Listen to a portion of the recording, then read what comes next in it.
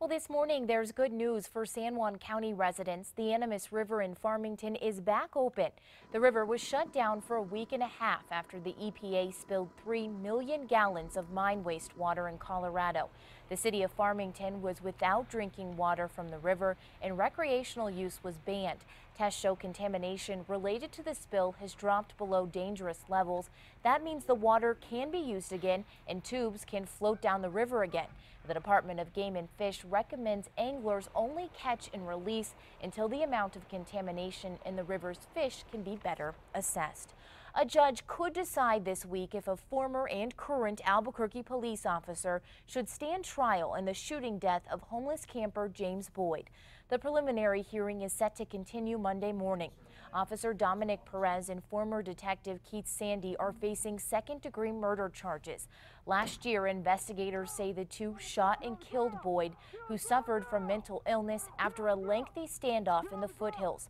The state claims Boyd was attempting to surrender before Perez and Sandy opened fire. Attorneys for the officers say their clients did nothing wrong. KRQE will be live streaming the hearing starting tomorrow morning. The man accused of slamming his car into a Bernalillo County deputy is still in jail this morning, and when he gets out, it's going to be a little harder for him to drive drunk. Authorities say the deputy was at the scene of this deadly motorcycle crash near the Route 66 casino Thursday night. As he was about to leave the scene, 48-year-old Robert Martinez hit him with his truck. Martinez already has 3 drunk driving convictions. The deputy was taken to the hospital for treatment. Yesterday in court, the judge handed him a $15,000 bond. I'm going to order that you have an ignition lock device installed on any vehicle that you drive. That ignition lock must be camera capable. Investigators say the deputy is out of the hospital and is okay. His name has not been released. Well, police have arrested a man they say kidnapped, drugged, and raped an Albuquerque teen. According to a criminal complaint, 25-year-old Jose Garcia followed a 15-year-old, beat her up, took her into his truck, and forced her to swallow roofies.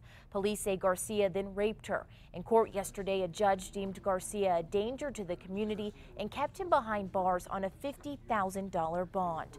The private company that manages the Los Alamos National Lab has been fined by the feds for losing track of secret weapons data and nuclear material. The New Mexican reports the feds say the lab contractor failed to catch a discrepancy in shipping papers for the classified material when it was sent to the Nevada nuclear security site. The federal government is fining the group nearly $200,000. The classified materials and nuclear material have not yet been found. BCSO showed off a lot of their bells and whistles to try and get more deputies on the force. A mobile crime lab, a helicopter, and a tactical SWAT vehicle were all out on the field at Paradise Hills Park. It's for a recruiting and community event.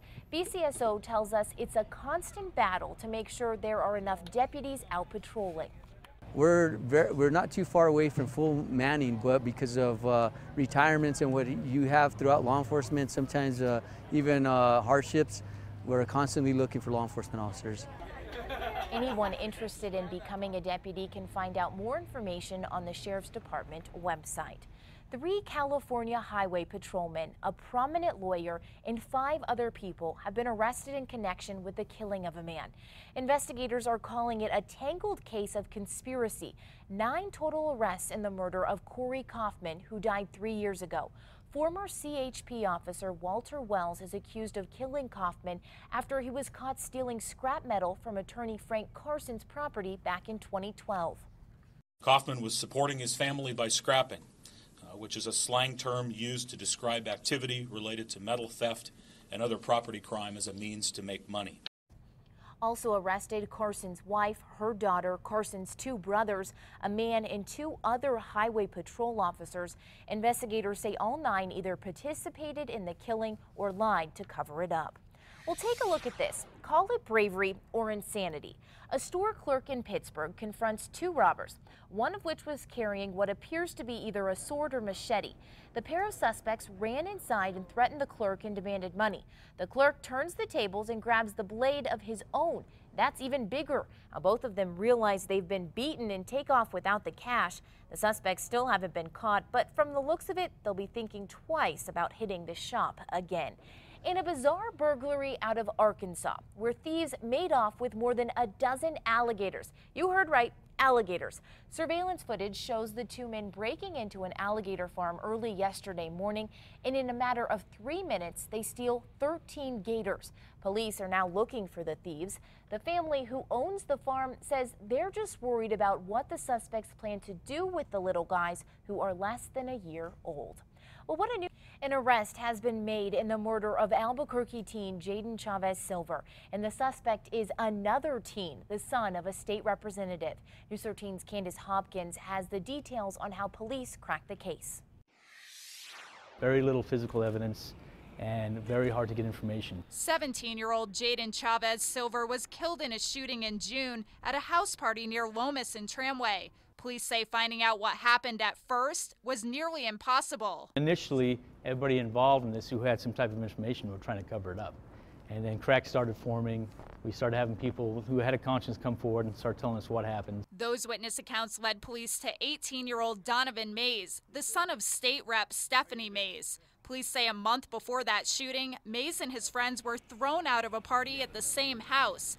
Investigators say Mays and at least one of his friends returned and shot through the kitchen window of the home in retaliation and because of a resident's unpaid drug debt. Chavez Silver was hit and later died. Police say social media accounts of Mays and others back up the timeline of the crime and unveil the dark nature of the suspects. You know, I'm going to call this guy a savage because he called himself a savage. In his social media sites and tweets, they all decided to act like savages that night, get in a car and shoot up a house that they knew people were in, indiscriminately shooting into that residence. Investigators say this new information confirmed their initial belief that Chavez Silver was an innocent victim. He was around some individuals with questionable backgrounds, and he probably didn't know the history of that house, the history of the individuals, and he literally in the wrong place at the wrong time. Candace Hopkins, KRQE News 13. Mays is charged with an open count of murder. He was already arrested twice this year for burglary. Police say they're looking for other suspects connected to the case, but it's unclear how many. Now, you may remember this is the same case that led to a 911 dispatcher getting his license suspended. Is he breathing? He's barely breathing. How many times do I tell you? Okay, you know what, ma'am? You could deal with yourself. I'm not going to deal with this, okay? No, my friend is dying. Matthew Sanchez, a dispatcher for AFD, hung up on the caller trying to help 17-year-old Manzano High School student Jaden Chavez Silver. The Department of Health suspended the firefighter's emergency medical dispatch license. Sanchez ended up resigning shortly after the incident. Police are investigating what they now say is a homicide in southeast Albuquerque. This is an update to the story we first brought you yesterday morning. Police say they found the body of 54-year-old Anthony Marquez at a home near Gibson and San Mateo yesterday. Investigators have not said how he died, but say they are seeking help from the public. Anyone with information on Marquez's death is asked to call 242-COPS. Deputies in Carlsbad are investigating the death of a man whose body was discovered Friday night. According to the Current Argus, deputies found 64-year-old Ray Corella dead inside an RV. Detectives haven't said how Corella died. They're asking anyone with information to call Crime Stoppers. A Nevada sheriff's deputy is dead after a man opened fire on officers responding to a domestic violence call. This was the scene in Carson City yesterday. When investigators arrived, they found an injured woman. That's when a man came out of the house and started firing. Cops fired back, and one of the sheriff's deputies was shot and killed. And our hearts and prayers go out to the Carson City Sheriff's Office and also the family and friends of the 9-year veteran deputy who was killed this morning. The suspect was found dead inside. It's unclear if he was hit by deputy fire or took his own life. 3 children between the ages of 8 and 13 were evacuated from the house and taken away from the scene. Well, this morning, the nation is mourning a civil rights pioneer. Julian Bond has died at the age of 75. According to the Southern Poverty Law Center, he passed away Saturday night in Florida after a brief, unspecified illness. Bond served as founding president of the SPLC in the 1970s. The Tennessee native was on the forefront of the 1960s civil rights movement, protesting for equal rights for African Americans. Bond also served in the Georgia State Legislature for 20 years. A world-renowned artist quietly lived out his final days in Albuquerque, battling cancer. He now leaves behind a legacy in paintings. Lawrenceisson, known as Lonnie, started painting when he was only 5 years old. The East Coast artist spent much of his time in Maine, which has inspired many of his watercolors and oils. He later moved to the Southwest in 1994 and started painting desert landscapes. A week ago, Sisson died at the age of 87 after a battle with cancer. His wife, Judy, says he painted as recently as the Monday before his death. He painted thousands of times. But he believed that the more he painted, the better he would become, because he was never satisfied and was always on to the next painting, trying to get the most perfect one. Sisson's artwork has sold for as high as $102,000. His paintings hang around the world, including in Australia, Chile, Baghdad, and Haiti. Judy Sisson says her husband's ashes will be spread at several of the places that inspired his artwork. Well, we've all heard of having service dogs, cats, and even monkeys. But a snake? Residents dining at a restaurant in Missouri got the shock of their lives when a man brought what he calls a service snake inside. A customer snapped a picture and immediately expressed her concern to one of the restaurant's employees. They got a response they weren't quite expecting, though. The manager came over to us and said it was his service animal, and so we have to allow him to stay. So that's when my mom and I and the girls decided that we would not stay. Management says they didn't really know what to do because they didn't want to violate the man's rights. However, the Americans with Disabilities Act defines service animals as a dog only. The man claims the snake helps him deal with his depression. Well,